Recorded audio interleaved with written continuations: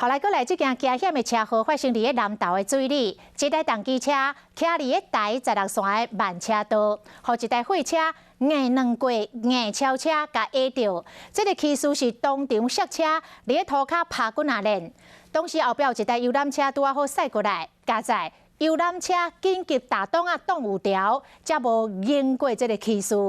警方判定是这个货车违规超车。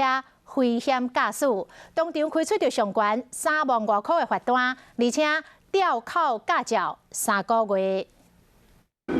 重机徛伫咧外车道，道边头前有一台游览车，这个时阵后壁一台货车驶过来，硬要为重机和游览车的中撞过去。货车超车，车后倒去弄着重机，互骑车的人摔倒伫咧涂骹拍几啊链。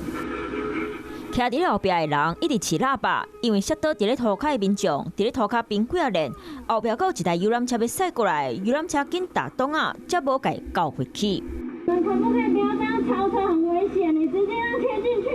这场车祸发生伫咧南投水里台16线瓦泵坑口，徛重机的人骹手挫伤，加在无扣后壁的车交回去。该部的自小货车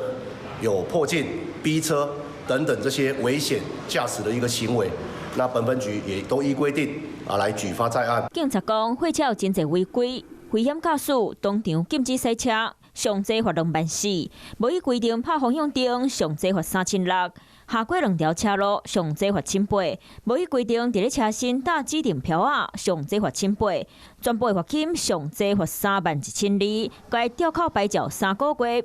警察呼吁超车的时阵，一定要注意边仔有车无，莫驶收瓦，嘛莫驶收熊，阁有爱记得拍方向灯，安尼较袂发生危险。